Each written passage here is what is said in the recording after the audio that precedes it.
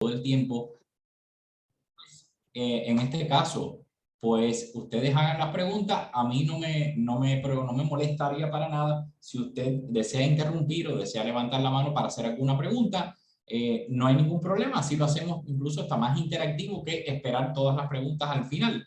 Así que como ustedes gusten, pueden interrumpir en cualquier momento de la charla o esperar al final para, en este caso, realizar las preguntas. Yo, como están viendo en pantalla, soy profesor, en este caso, de biología de la Universidad de Puerto Rico en Bayamón, ¿verdad? Doy clases en Bayamón desde 2015, ecología, zoología, que es una de ellas, por supuesto. Y bueno, a pesar de dar clases, siempre los profesores tratamos de mantenernos, en este caso, activos, ¿verdad? En la investigación, porque es una parte precisamente, de hecho, una de las partes más importantes de nuestra formación. Nuestra formación es más, en este caso de los biólogos, como una formación investigativa más que una formación educativa.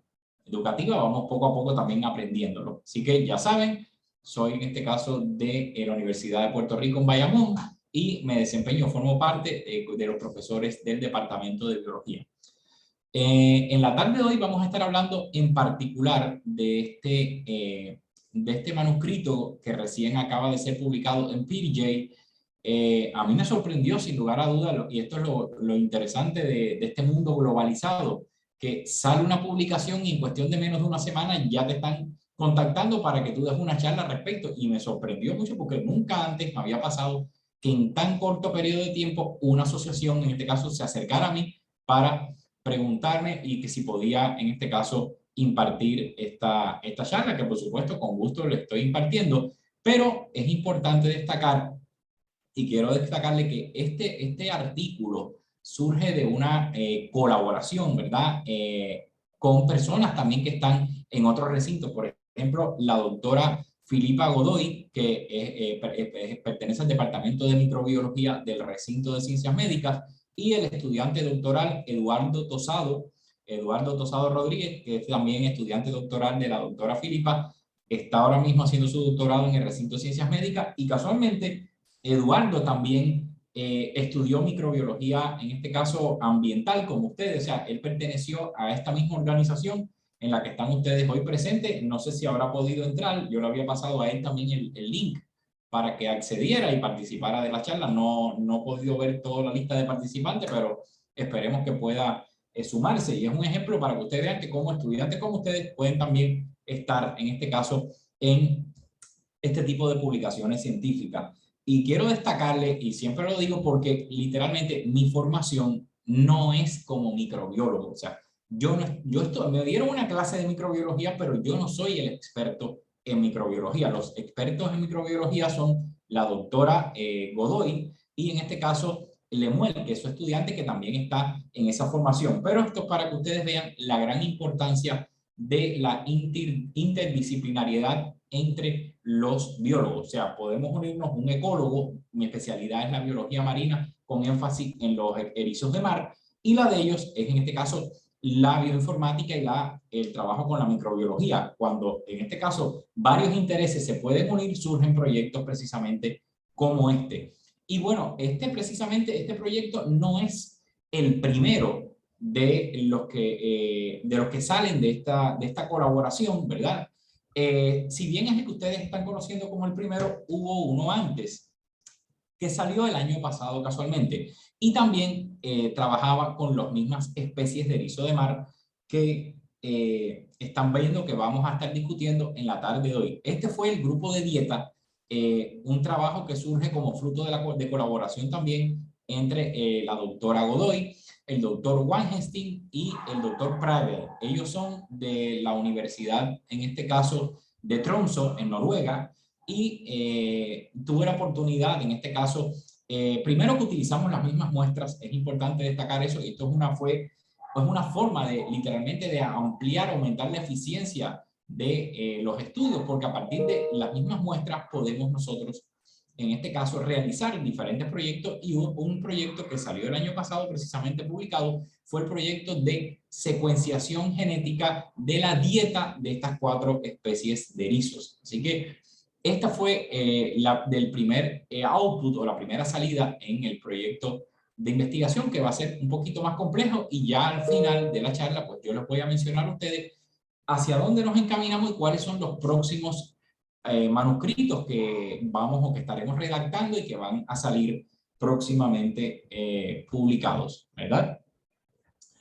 Ahora, vamos a hablar un poco de los ecosistemas marinos. Pues bien, en este caso, dos de los principales ecosistemas marinos son sin lugar a dudas los pastos marinos, lo que se conocen las praderas marinas y los arrecifes de coral. También tenemos un ecosistema transicional, que sería en este caso el ecosistema de manglar, pero nosotros nos quisimos enfocar en estos dos. ¿Por qué? Porque es en ellos donde habitan las 4 especies de interés con las cuales nosotros trabajamos.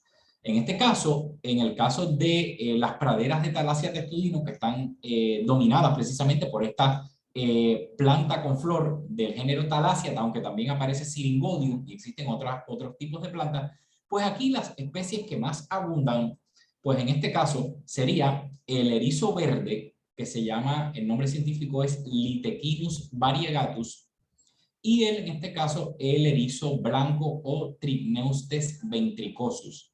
Estas son dos especies bastante comunes y generalmente se suelen encontrar asociadas a este tipo de ecosistema marino. Esto era por un lado, y en caso del sistema arrecifal o los ecosistemas, en este caso rocosos, pues bien, ahí vamos a encontrar otras dos especies que serían el erizo rojo, Echinometra leucunter, es un erizo de tamaño mediano, de unas espinas cortas, muy común, por ejemplo, en la zona litoral. De hecho, esta especie Echinometra se considera prácticamente el erizo posiblemente más común que tenemos en Puerto Rico, de la zona somera, y quizás muchos de ustedes, cuando han ido a la playa o han tomado muestras, esta especie es de las más comunes. No siempre es tan roja, y es válido destacar esto porque hay veces que hay estudiantes que tienden a confundir la especie porque la ven un poco más oscuras y piensan que es esta especie. Esta especie, que es Diadema antillarum, es el erizo negro de espinas largas. O sea, el tamaño de estas espinas para nada tiene que ver con las espinas cortas de esta especie. Además, el erizo negro es más común encontrarlo un poco más en zonas un poquito más profundas, mientras que este puede aparecer más cercano a la costa, ¿verdad? Este erizo, ambas especies son o se catalogan como especies consumidoras mayormente de algas, mientras que estas especies que vemos acá a la izquierda, Litheckinus, que se conoce como el erizo verde, y el blanco, pues se consideran especies que comen o consumen mayor cantidad de Thalassia, que sería Thalassia testudinum, esta planta con flores de hojas, en este caso delgadas, que están viendo en esta parte.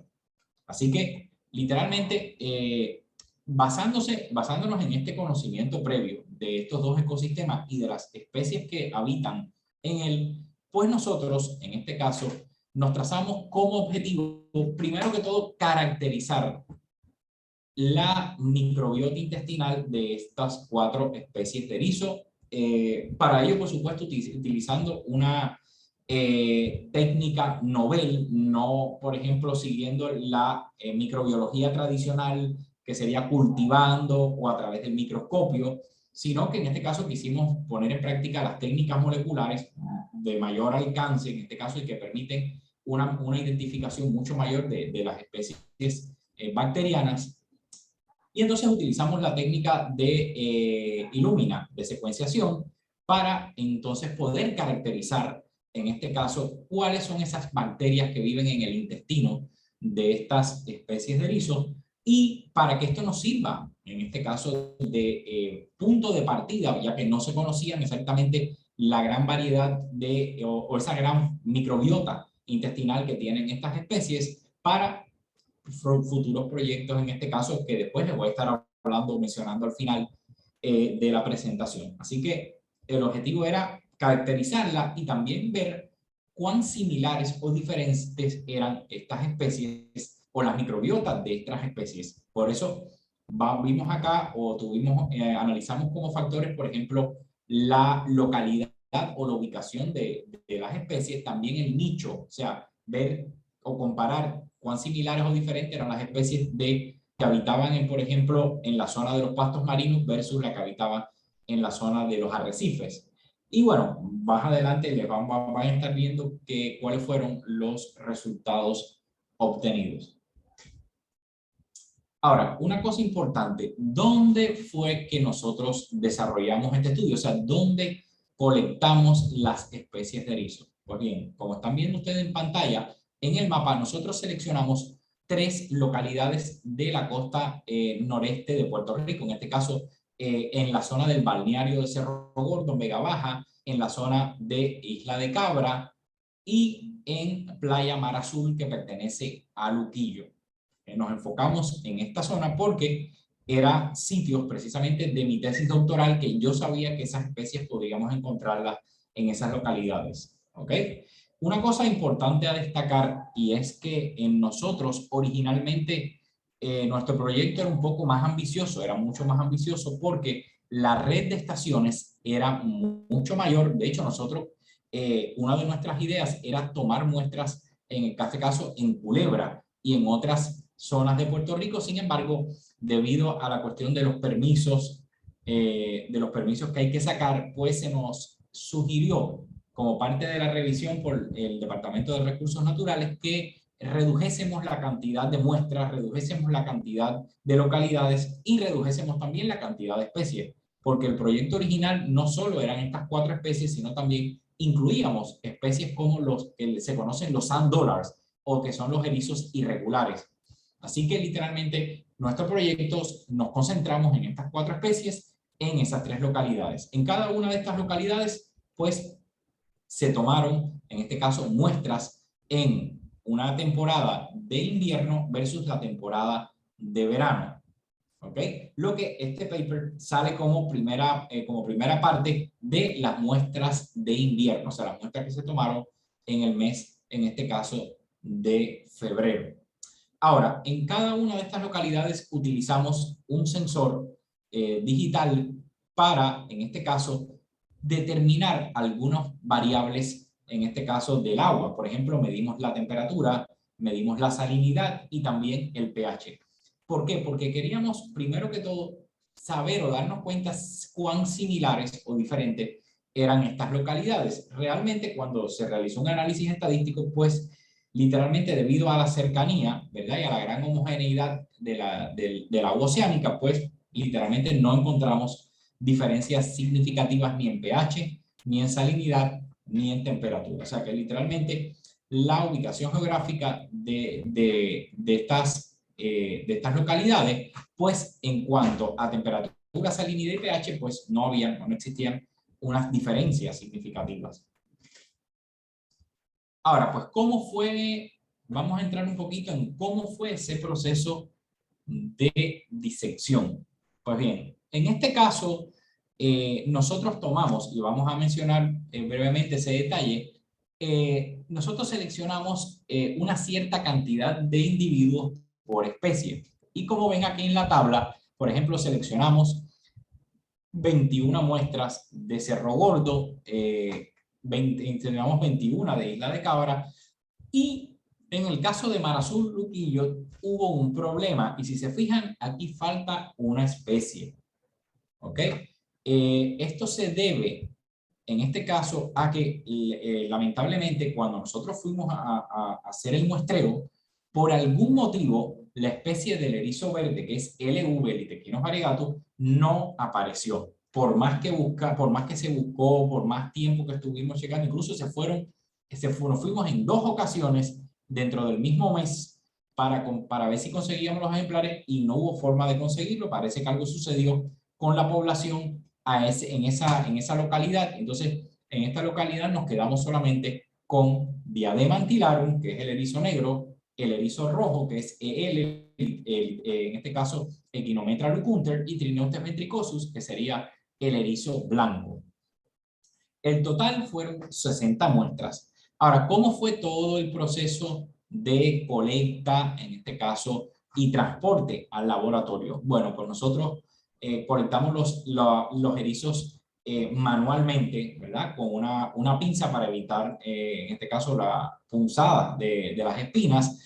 Cada individuo de estas especies se colocaban en bolsas separadas, o sea, para evitar contacto entre el erizo rojo, el erizo negro, el erizo verde y el blanco. Para evitar una posible contaminación, pues se separaron en bolsas aisladas, se introdujeron en bolsas que tenían agua de mar, por supuesto, y se colocó un respirador para que, en este caso, el oxígeno fuese todo el tiempo y los individuos o los erizos no sufrieran durante el transporte al laboratorio.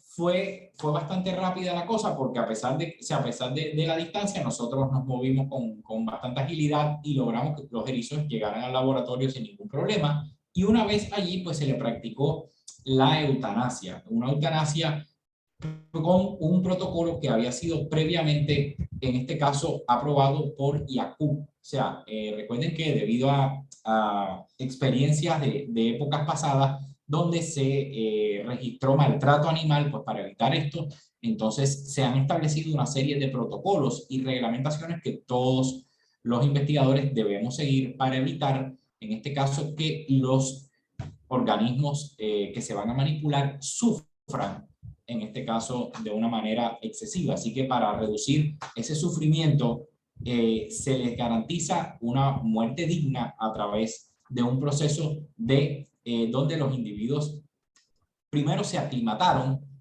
al laboratorio, o sea, los dejamos en beaker con agua de mar, esperamos un tiempo a que la temperatura se equiparara a la del laboratorio, se añadió entonces una solución de cloruro de magnesio, ¿verdad? Donde los individuos fueron, en este caso, adormecidos. ¿Y cómo uno sabe si un erizo se adormece o no? Bueno, pues como parte de la anatomía del erizo, los erizos tienen un sistema acuífero vascular, que es con el cual en este caso ellos utilizan para adherirse a determinada superficie. Si usted alguna vez ha tenido cerca un erizo, quizás ha notado que si se lo pone en la mano, se le empiezan a pegar una serie de estructuras que son transparentes, que tienen como unas ventosas. Pues esos son los que se conocen como los tube feet o los pies vasculares.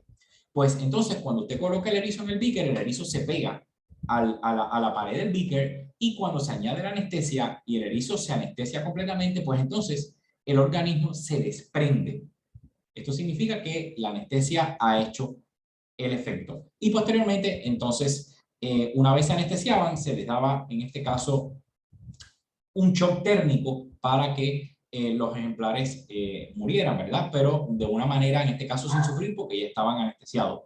Posteriormente, entonces, utilizamos con las bandejas de laboratorio todo el instrumental de laboratorio que se utiliza.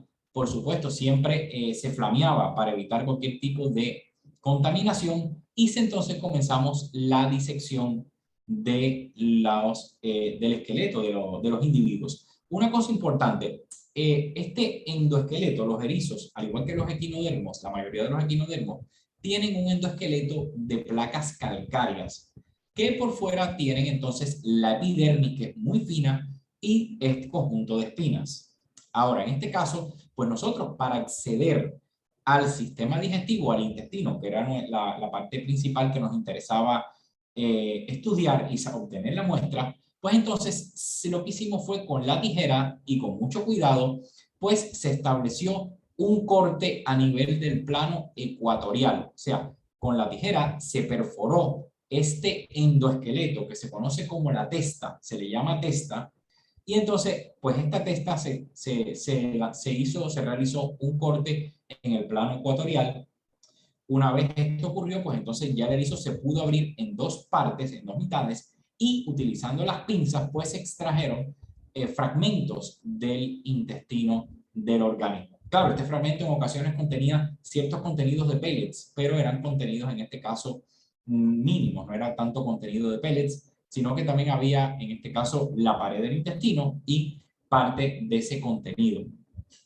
Pues bien, una vez que se realiza esto, pues entonces pasamos al proceso de extracción, de extracción del ADN, donde utilizando en este caso Power Soil, se procede a partir de los fragmentos de intestino, se procede a extraer lo que serían las muestras de ADN. Estoy seguro que ustedes posiblemente conocen hasta de esto mucho más que yo, porque algunos deben trabajar en estos laboratorios de secuenciación y quizás están familiarizados con el procedimiento. Pero bueno, el procedimiento de extracción se realizó a 3000 revoluciones, en este caso por minuto, durante 2 minutos.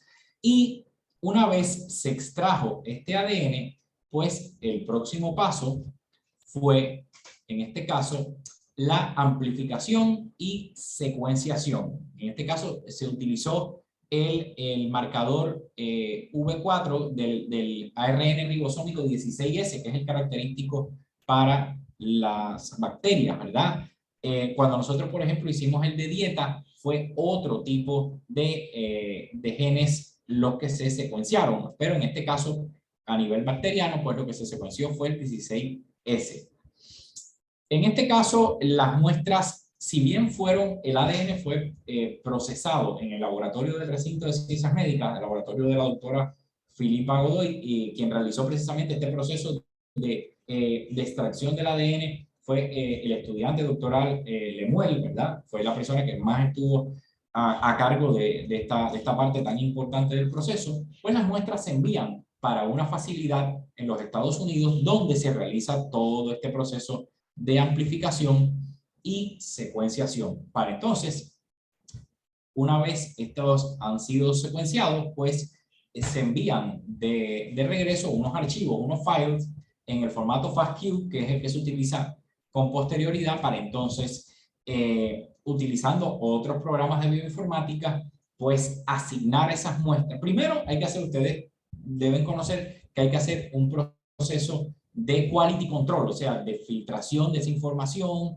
ver, en este caso, que todas las muestras tengan un número de reads, en este caso correcto, y después, entonces, pues, utilizando las bases de datos, pues, entonces se comienzan a asignar las especies, o al menos a nivel de, hasta el nivel que se pueda, o que exista en la base de datos, pues se asigna un nombre a estas muestras. Así que, literalmente, esto fue lo que hicimos. Es importante destacar que si bien eran 60 muestras originales, adicionalmente, y una cosa que es importante también señalar, nosotros tomamos también muestras de agua de mar, se filtró también agua de mar en cada una de las estaciones y se tomaron muestras de las hojas de talasia, de los pastos marinos, para saber qué microbiota vive sobre precisamente estas hojas que son la fuente de alimento del erizo, en este caso blanco, y del erizo verde. Así que eso también se hizo como parte del proceso de extracción o de toma de muestras. Ahora, ¿cuáles fueron los resultados de este estudio? Primero que todo, ¿alguna duda que tengan sobre lo que he planteado anteriormente? ¿Algo que quieran preguntar? Sí, bueno, yo por curiosidad, es que yo ya he leído anteriormente que usualmente los científicos no matan, no utilizan ningún tipo de anestesia en los animales porque supuestamente puede afectar eventualmente resultados pues, de lo que están buscando, sea químico, y pues quería saber que si está, no sé, ese químico que usted utilizó, creo que era de magnesio. El cloruro de magnesio, bueno, Ajá. mira, este cloruro de magnesio se utiliza ampliamente en estudios, por ejemplo, de acuicultura. Es muy común este protocolo utilizar ese producto para anestesiar a los erizos, y realmente está probado y no había reportes de que esto pudiera afectar, en este caso, los resultados que nosotros íbamos a obtener, porque esto es una sustancia que en este caso no se administraba, en este caso internamente al individuo, sino se administraba de manera externa al agua. Y entonces, en este caso, al administrarse el individuo, ese anestésico pues penetraba y hacía el efecto en el erizo. Pero no tenemos información de que ese anestésico en particular causara, al menos para este tipo de estudio, causara un error o problemas con los resultados que se iban a obtener. Ok, muchas gracias. De nada. ¿Alguna otra pregunta?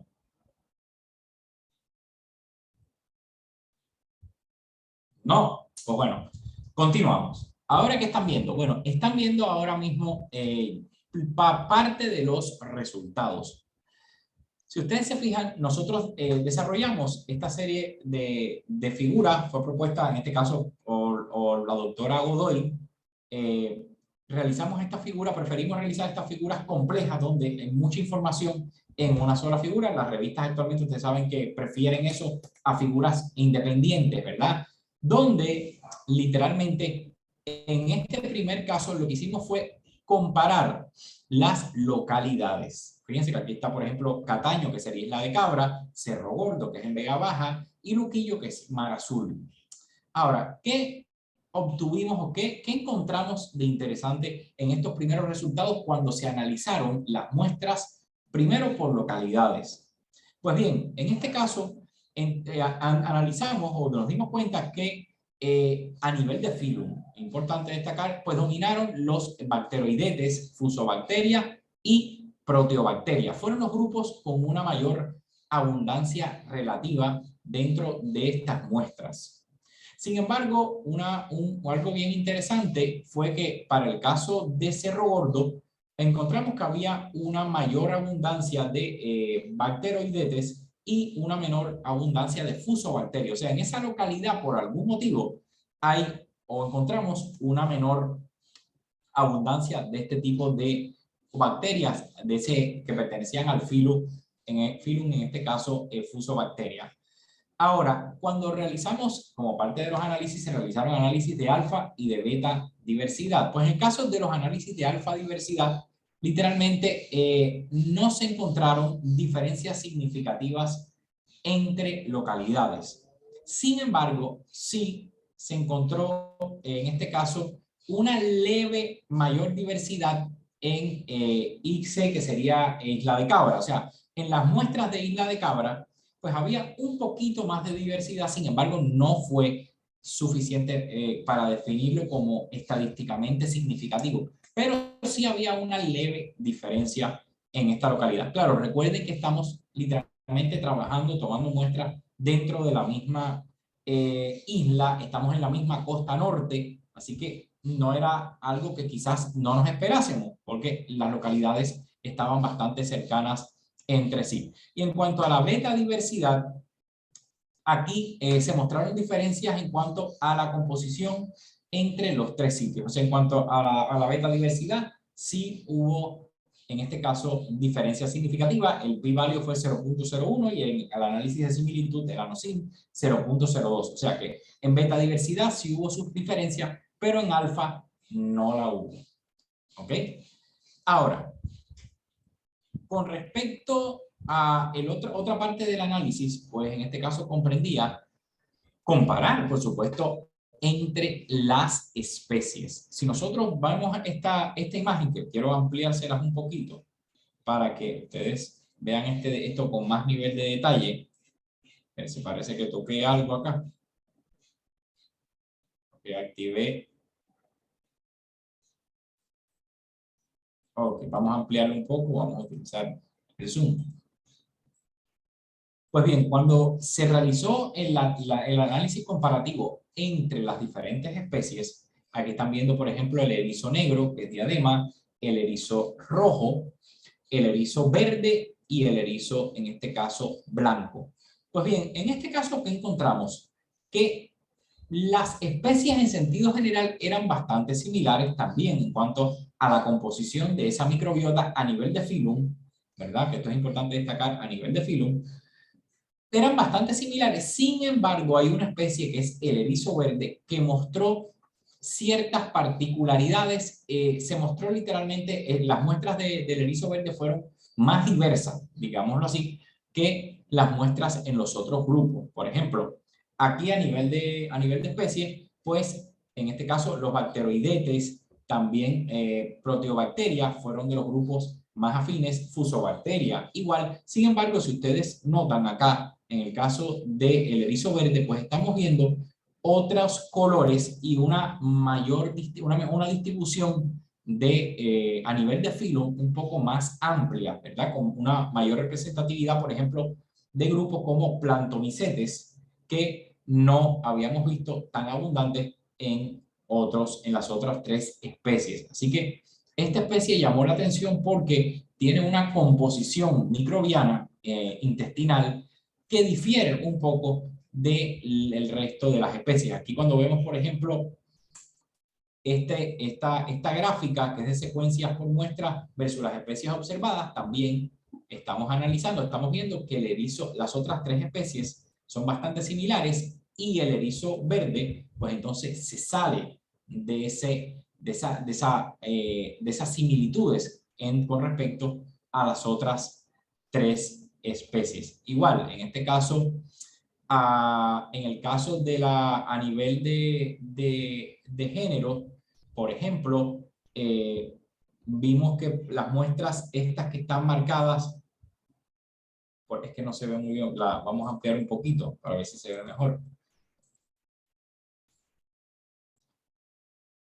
Por ejemplo, estas muestras que están viendo que tienen unas tonalidades distintas, pues muchas de estas muestras coincidían con el erizo verde. Por ejemplo, aquí estamos viendo que en algunas muestras quistimonas, son uno de los géneros, resultaron significativamente abundantes. También en este caso, por ejemplo, las de color claro, que serían Propioniogynium, también fueron bastante comunes. Prolicibacter fue otro de los grupos que fueron también bastante comunes de encontrar, y Photobacterium fueron literalmente de los géneros más comunes que se encontraron en las muestras. Ahora, en cuanto a alfa diversidad, pues también fue significativamente diferente entre lo que sería el erizo verde y el rojo, y entre lo que era el erizo rojo y el negro. O sea, aquí, por ejemplo, y esto es bien interesante porque el rojo y el negro habitan en el mismo nicho, o sea, habitan en la misma zona rocosa. Sin embargo, hubo ciertas diferencias en cuanto a alfa diversidad. Es importante destacar que los erizos son o se clasifican mayormente como herbívoros. Sin embargo, realmente los erizos son o se deben considerar como omnívoros generalistas. ¿Qué significa esto? Los erizos no tienen un sistema visual muy desarrollado. De hecho, se plantea que lo que tienen son algunos fotorreceptores, es bien primitivo. Por tanto, el erizo que tiene la boca cerca de la superficie, pues el erizo va raspando y en este caso pues incorpora lo que se está comiendo, pero no realiza un proceso de selección de que me gustó esto y dejo lo otro, sino que va comiendo a medida que raspa. Y de hecho, en análisis de contenido estomacal, pues se han encontrado, por ejemplo, fragmentos de corales, fragmentos de esponjas, se han encontrado fragmentos de nidarios y otros organismos similares a los corales, que el erizo literalmente, como viven en la superficie, él lo incorpora y se lo come. Pero sin lugar a dudas, en la mayor parte del componente digestivo que encontramos cuando se realiza análisis de contenido estomacal en erizo son algas y en este caso, en el caso de los que viven en los pastos marinos, pues serían en este caso las plantas marinas como componente principal. Así que ya es interesante destacar que a pesar de ese generalismo, pues existe una cierta, unas diferencias, ¿verdad? En cuanto a la composición microbiana que tienen incluso especies que viven dentro del mismo nicho. Como bien les había indicado, pues el erizo verde, pues la microbiota fue, en este caso, bastante diferente al resto de las especies, y eso es una de las cosas bien más interesantes que aparecen o que muestra este estudio entre los resultados. Lo otro que se hizo fue, en este caso, pues bueno, ya que el erizo verde era tan diferente, entonces quisimos ver una comparativa entre la diversidad que había, por ejemplo, en las hojas, en las muestras de hojas de Thalassia versus los demás grupos, tanto a nivel de filo como a nivel de género. ¿Y qué encontramos? Bueno, por supuesto, en este caso, las muestras de Thalassia, de la Thalassia, tienen una altísima diversidad. Vean ustedes la gran cantidad de grupos. Disculpen ustedes por que en este caso no se distingue muy bien en la figura, pero si usted va al paper, pues en el paper sí se distingue mucho mejor, es de mejor calidad la imagen. Pues en este caso sí. En este caso no había ninguna duda que realmente las hojas de esta planta Thalassia pues eran más diversas, y que en segundo lugar pues le seguía en este caso el erizo verde. Ya después, pues veíamos las otras especies donde había o comenzaba a aparecer una dominancia de determinado género, e incluso a nivel de filum también notábamos algo similar. Por ejemplo, hubo grupos, ciertos grupos, que en este caso eran muy abundantes, como este de acá, y que en los otros organismos se va a mantener. O sea, a nivel de filum, estamos viendo cómo los principales grupos todavía se mantienen en los erizos. Y eso, por supuesto, nos está indicando que literalmente podemos decir que tú eres lo que comes. O sea, cuando estos erizos incorporan no solo las taláceas, sino que incorporan las algas, sobre estas especies habitan o existe una comunidad microbiana epífita que vive sobre tanto las hojas de Thalassia testudium como las hojas de las algas, incluso sobre el mismo sustrato, se desarrolla en ocasiones lo que se llama el biofilm o el biofilme, que es una capa bien fina donde podemos encontrar un gran desarrollo de las comunidades bacterianas. Y todo esto en este caso, erizos lo van incorporando. Ahora, una cosa bien interesante y que nos llamó mucho la atención es que el erizo blanco, que es el que les había mostrado que parecía como un huevito muy grande que tiene espinas cortas, pues una cosa interesante que nos llamó la atención era la similitud entre este erizo y los erizos rojos y el erizo, en este caso, negro, que son más característicos de la zona rocosa. Entonces, una interpretación que le damos nosotros, en este caso, a esta similitud encontrada entre el erizo blanco y el erizo rojo y el erizo negro, está o radica en que el erizo blanco, si bien es cierto que lo encontramos asociado a los pastos marinos, hay reportes, o sea, hay evidencia de publicaciones que reportan que esta especie es una especie que puede pasar o puede cambiar temporalmente en este caso, nicho. O sea, esta especie puede migrar temporalmente a la zona trasera del arrecife, o sea, al back reef, al área de back reef, que es donde nosotros precisamente colectamos el erizo negro y el erizo rojo. Así que literalmente esta especie en particular tiene esa capacidad de migrar, y de hecho muchos de estos individuos colectados nosotros los encontramos muy cercanos a ese borde o esa transición entre lo que era el pasto marino y lo que sería, en este caso, la parte trasera del arrecife. Así que literalmente esa similitud nosotros la asociamos con la capacidad de esta especie del erizo blanco en particular de ser una especie más, de tener una mayor movilidad dentro de lo que sería estos dos ecosistemas, mientras que el verde tiende a ser mucho más estacionario y permanecer prácticamente todo el tiempo exclusivamente en el pasto marino. Así que fue una de los comportamientos que nos llamó la atención y que nos sirvió para poder justificar precisamente estos resultados que estábamos encontrando. O sea, ¿por qué era similar el blanco, más similar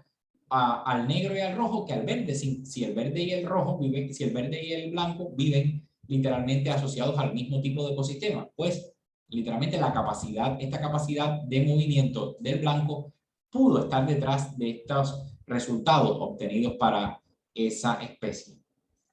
Ahora, lo último que nosotros realizamos, pues en este caso fue la comparación entre los nichos. O sea, nosotros agrupamos las muestras del negro y el rojo en el arrecife y las muestras del blanco y el verde como muestras del pasto marino.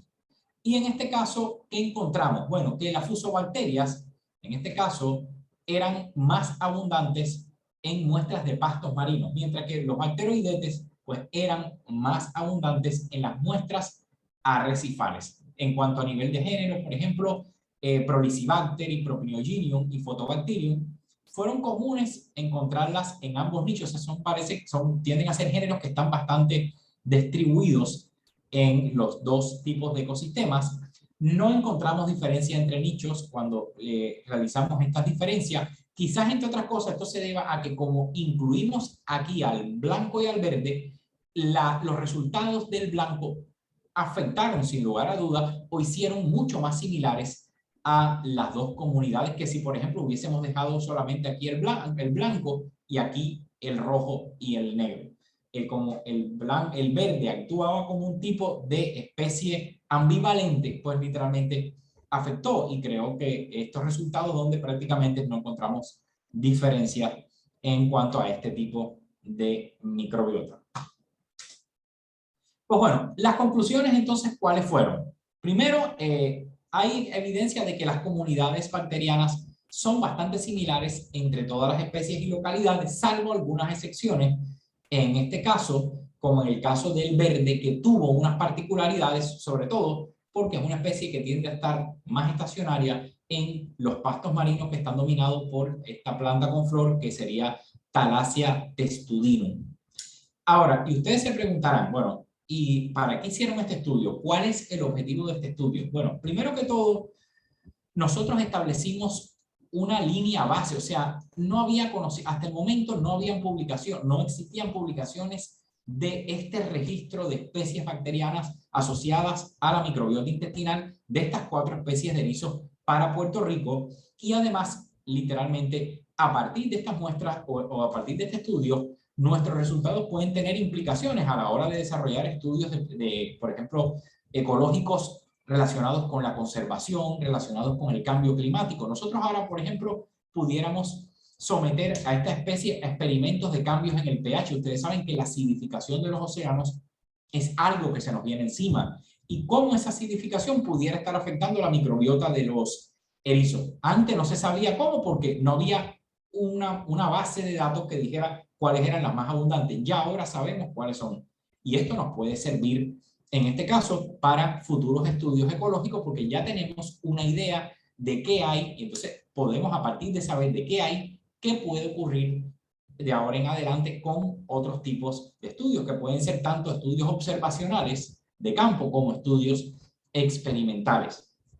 Así que principalmente la importancia de este estudio está en que marca ese punto de partida para el desarrollo de futuras investigaciones. Y una cosa importante a destacarles, esto no se queda aquí. Y en este caso la doctora Godoy me recomendó que les indicara a ustedes esto para que ustedes vean cómo estos proyectos pueden continuar desarrollándose. Por ejemplo, como nosotros tomamos datos de también la temporada de verano, pues nosotros vamos ahora a ir trabajando, por ejemplo, y de hecho ya estamos trabajando en un análisis de cuál es la microbiota externa, porque nosotros durante la etapa de invierno, ¿verdad? En febrero, pues nosotros colectamos no solo muestra intestinal, sino también muestra del caparazón o de ese endoesqueleto de la especie, o sea, de la testa, como se le llama. Así que nosotros también secuenciamos, en este caso, las muestras de la testa de esas 4 especies en esas 3 localidades.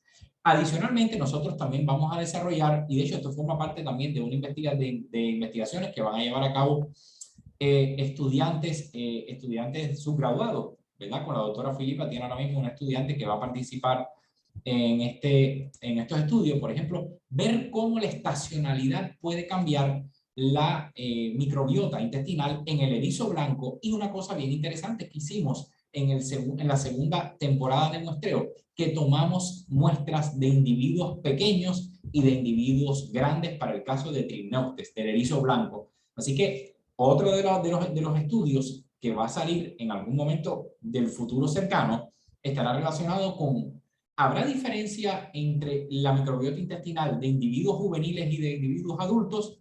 ¿Cómo cambiará entre estaciones? O sea, ¿existirá estacionalidad o tendrá algún efecto el cambio de temperatura, en este caso, en la microbiota del erizo blanco? Y entonces, otra de las investigaciones pues va a estar relacionada con qué diferencias o similitudes vamos a encontrar nosotros entre el erizo rojo, que es Echinometra, y el erizo negro, Diademantillarum, en cuanto a diferencias estacionales. Así que vamos a poder comparar también cómo el efecto de estacionalidad afecta a estas otras 2 especies. ¿Ok?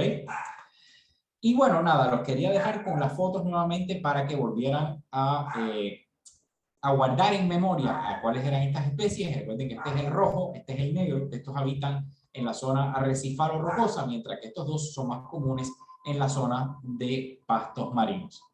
Así que agradezco mucho su atención y la atención que me han prestado. Estoy viendo algunas en el chat, estoy viendo que algunos estudiantes han realizado algunas preguntas. Creo que ya hay alguna que la contesté. ¿Qué estudios futuros piensa emprender? Bueno, ya creo que esa pregunta quedó respondida. ¿Cuál fue la parte más retadora de toda la investigación? Bueno, en mi caso en particular, tratar de entender todo el proceso de extracción de ADN, de secuenciación, porque literalmente mi formación no es una formación molecular y tampoco de bioinformática. Por tanto, literalmente yo también en este proceso estoy aprendiendo y es lo bueno, porque mis compañeros quizás ahora están conociendo más de los erizos, saben más de ecología y a su vez, entonces yo aprendo y entiendo cómo es que ellos trabajan, qué ellos hacen. Así que literalmente ha sido retante sin lugar a dudas, pero el resultado o el saldo ha sido muy positivo porque realmente creo que entre todos hemos aprendido unos de otros y es lo importante de estos procesos colaborativos, entiendo yo. Me pregunta Belmari que si cambia la microbiota, ¿qué especies dentro de estas se conservan y cuáles se eliminan o cambian fácilmente? Bueno, eso no lo sabemos. Precisamente los próximos estudios nos van a arrojar un poquito más de luz, en este caso, al respecto. Así que, y esos cambios, de hecho, hay estudios que se pudieran realizar, ya que ahora hay un precedente que quizás ustedes mismos, alguno le dé por desarrollar, ver cómo, en este caso, utilizar estas especies de ejemplo, cambiarle el ambiente en peceras de laboratorio, por ejemplo, y ver cómo quizás cambiándole la dieta, en este caso, se afecta, porque tengan ustedes entendido que no es lo mismo un erizo en el ambiente marino, en el ambiente natural, versus una especie de erizo que usted lo pone en una pecera y lo empieza a alimentar con un producto determinado. Eso, por supuesto, que también tendría un cambio y sería otros estudios que se pudieran, en este caso, realizar. Otro, Belmalis pregunta, ¿qué otro organismo piensa que sería interesante trabajar con la microbiota? Bueno, nosotros estamos pensando casualmente en trabajar, por ejemplo, con especies de peces, tanto marinos como peces de agua dulce. Por ejemplo, hay muchas especies invasoras en la isla de Puerto Rico, muchos peces que las personas han lanzado a los cuerpos de agua y sería bueno conocer qué bacterias habitan en este tipo de especies y poder, en este caso, por ejemplo, utilizar ejemplares que venden en los pet shops y ver cómo esa microbiota se modifica cuando pasa del ambiente controlado de un ecosistema de pecera a un ambiente salvaje, porque de seguro ese contacto con la naturaleza puertorriqueña pues va a boricuanizar literalmente la microbiota. Esa microbiota de esas especies, por supuesto que debe cambiar. ¿Y cómo cambia? No se sabe tampoco. Así que hay mucha tela por donde cortar, hay mucho que hacer. Esto está ahora prácticamente empezando.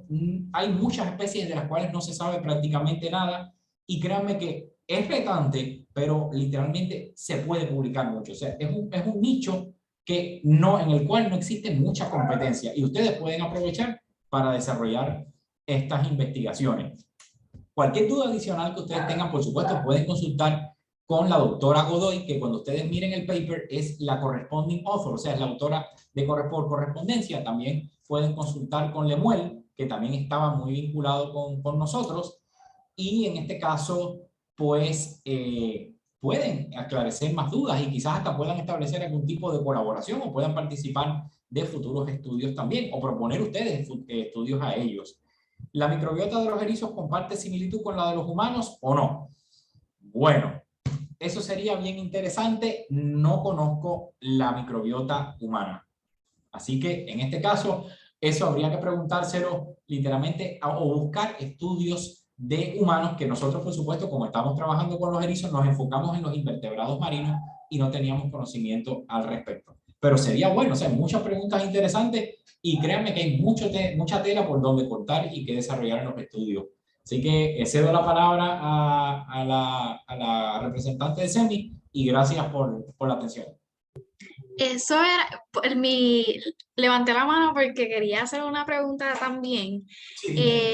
Yo realicé una investigación relacionada también a un equinodermo que sería el pepino de mar.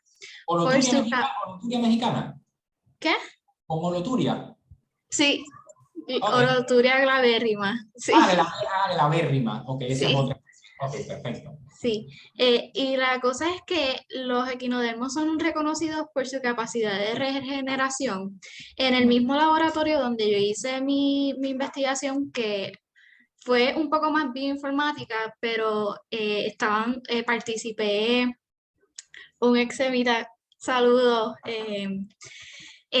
donde participé en el laboratorio, también estaban llevando a cabo una investigación relacionada también a la microbiota. Ok. Que Ah, usted bueno, tú me sepa. estás hablando del doctor García Raraz en Río Piedra y me Sí, estás hablando de la compañera, bueno, de hecho el paper de ella que salió antes que el de nosotros, que trabajó en la evoluturia gravérrima y también nos sirvió a nosotros de marco de referencia porque era la primera vez que se hacía eso, fue María Pagán. María Pagán fue compañera mía de doctorado. Así que para mí fue un placer ver ese paper, y al igual que Jean France, que también participó en ese paper, y de hecho nosotros utilizamos, ese paper nos sirvió también como una referencia para ver lo poco que se había hecho en Puerto Rico, y literalmente, prácticamente, ellas fueron eran casi las pioneras a este nivel, porque ellas empezaron con pepino de mar y no había mucho más, y hacen falta más estudios de esto. y pues la pregunta era relacionada más bien si ustedes quizás tienen una mira de ver cómo esa microbiota está un poco más relacionada a esas habilidades que le hacen reconocer a este grupo de animales en términos de regeneración. Bueno, mira, una cosa interesante, el comportamiento de los pepinos de mar no es igual al de los erizos. El pepino de mar tiene el comportamiento cuando tú lo tocas o lo molestas, te suelta hasta la vida, te eviscera todo, pero el erizo no hace eso. De hecho, el erizo tú lo abres, se rompe en la testa y se murió. El erizo no tiene esa gran capacidad. El erizo malamente la tiene, por ejemplo, en las espinas. Si tú le pones algo en la espina que a él le moleste, él se desprende esa espina, se la arranca prácticamente. Ocurre autotomía, pero a nivel intestinal el erizo no eviscera. Los erizos no hacen lo mismo que el pepino de mar. Por eso Raraz se ha enfocado en holoturia, en los pepinos de mar, porque sí tienen esa gran capacidad regenerativa. Es como si tú vomitaras el estómago, los pulmones, los riñones y de pronto ¡pum!, todo volvió de nuevo. Qué felicidad sería, ¿verdad? Pero no tenemos esa capacidad los humanos. Pero en los erizos no es tan desarrollada como lo serían los pepinos de mar, que ese es otro grupo y bien distinto al resto de los equinodermos, porque prácticamente son organismos que tienen una simetría bilateral secundaria, son más activas, se alimentan más de sedimentos, o sea, son, por así decirte, el grupo cúspide dentro de los equinodermos o de los más desarrollados con más evolucionó en el grupo. Los erizos no llegaron a tanto. Yo tengo otra pregunta en relación que usted mencionó ahorita sobre futuros estudios en cuanto a las estaciones del año y eso. Y pues Sí. también me surgió la idea de que pues yo estaba leyendo también papers de diferentes organismos que encontraron para el tiempo del COVID, que sabes que pues usualmente la gente cuando va para la playa usa las lanchas, y pues cuando hubo ese tiempo del COVID que mucha gente pues estaba en la cuarentena, que no salía como antes, dicen que bastantes pudieron ver diferentes organismos que no habían visto antes, o que bastantes de los que estaban muy lejos se acercaron a las costas, por ejemplo, tiburones, diferentes peces, corales, la picúa, que fue otro ejemplo que estaba leyendo también, que fue uno, que ustedes vieron casos que hubo en Puerto Rico de ataques de picúa, y pues estaba preguntándole si ustedes consideraron eventualmente, no sé, o si llegaron a hacer, o pensaron en eso, como que estudiar en ese tiempito de COVID, que pues muchos de los organismos Las muestras de nosotros son de febrero 2020. Pues, Las muestras de nosotros fueron un poquito antes, yo creo que de la pandemia. Aquí está Lemuel. Mira, Lemuel está casualmente, que es otro de los coautores. De hecho, este fue el primer paper, si mal no recuerdo, ¿verdad, Lemuel?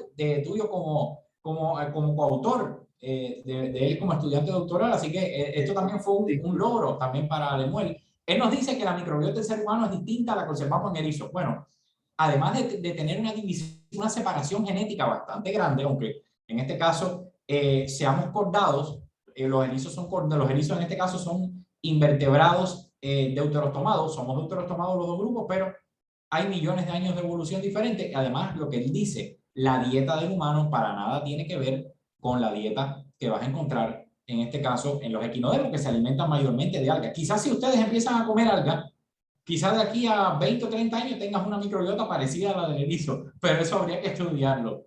Así que, y eso de hecho en los humanos quizás se pudiera hacer, porque tú sabes que hay comunidades, por ejemplo, en países asiáticos tienen una cultura alimentaria distinta y habría que ver cuán similar o cuán diferente sea en este caso, pero estoy seguro que quizás de eso ya se ha hecho algo.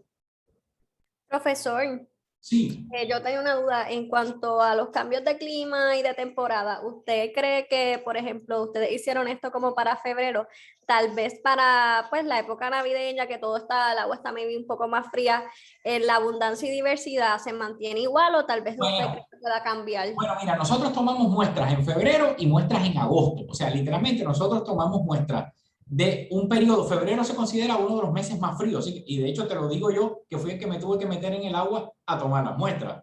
Había frío en febrero. O sea, y los datos de temperatura los tenemos. Es más frío, entonces por eso nosotros, de hecho, es parte del tercer y cuarto paper que estamos pensando sacar, que uno va a hacer la comparación estacional. Es importante destacar que estamos en la región, en este caso, una región subtropical. Aquí los cambios de temperatura no son tan bruscos como tú puedes ver en las latitudes altas. Sin embargo, es posible, ¿por qué no? Posible que quizás algunos grupos muestren leves cambios en abundancia. Pero todavía eso está por ver, eso lo vamos a hacer. De hecho, eso es parte de los otros papers que vienen por ahí, pero no, todavía no te tengo una respuesta exacta. Pero nos invitan cuando hagamos y salgan esos papers. Dale, sí, muchas gracias. Sí. Ok, ¿alguna otra pregunta? Bueno, les están mandando pedir la asistencia, así que Sebastián puso algo de asistencia, importante que marquen la asistencia. Sí, si alguien tiene alguna otra pregunta, pues aproveche. Esto es un tema que no se discute mucho en tanto a los cursos, ya que pues a veces nos enfocamos lamentablemente durante nuestra estadía en el colegio, quizás un poco más en la medicina, pero estos temas también son súper interesantes de incluir, ya que podemos quizás abrir nuestros ojos a nuevos campos.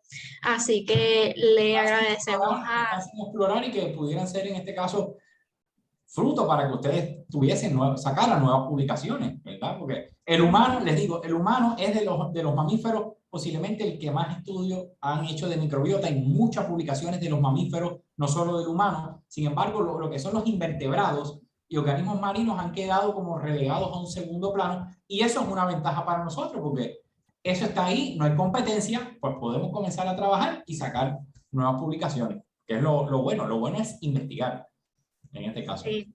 Agradecemos mucho que se haya dado pues la vueltita y que nos haya dado esta charla súper interesante. También queremos saludar y hacer mención de un colaborador del que estaba mencionando el profesor y el doctor, que creo que es Eduardo Lemuel. Sí. Que si quiere decir algunas palabras también. Donde están ustedes también. Sí. Rapidito, nada, solamente quería mencionar de lo que dijiste, eso es bien importante, que incorporar la parte ambiental. Nosotros es clínico, siempre estamos enfocados en la parte clínica, es donde más fondos de investigación hay, donde más se desarrolla, pero la parte ambiental es muy, muy interesante, trae muchas cosas bien chéveres. Yo comencé en ambiental, estoy ahora en algo clínico, pero siempre trato de... Y aquí está el fruto. Mi primer artículo de mi doctorado no fue ni de mi tesis nada clínico, fue algo ambiental. Y pues, para que vean que se puede y que se puede combinar, y es bien interesante combinarlo. De una perspectiva bien chévere de la ciencia. Nada, los quería dejar con eso y un placer, y espero que les haya gustado mucho la investigación. Gracias, Lemuel. Gracias y felicidades a ambos por el paper, que de verdad está súper. Gracias. Excelente tema, Adela. Muchísimas gracias y buenas noches. Bueno, sí, va a recibir un certificado pues de agradecimiento por esta charla, así que espere ese certificado. Gracias. A nuestra membresía le exhortamos a que si no ha llenado la asistencia, por favor hágalo para que pueda tener esos puntitos. Así que muchas gracias. Bueno, buenas tardes a todos. Buenas tardes.